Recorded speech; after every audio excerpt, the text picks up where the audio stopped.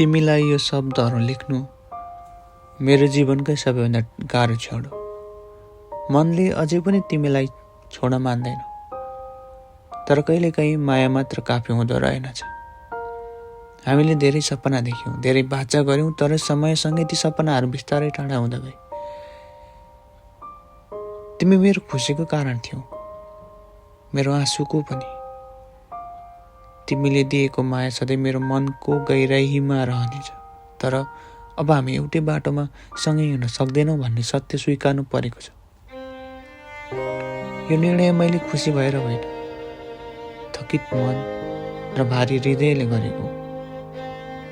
कृपया सोच्नु कि म तिमीलाई माया गर्दिनँ भनेर होइन, बरु माया गरेकै कारण तिमीलाई स्वतन्त्र छोड्दैछु।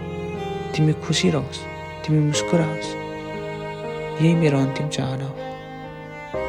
यदि कुनै दिन मेरो याद आयो भने हामी बिचको माया झुटो थिएन भनेर सम्झनु।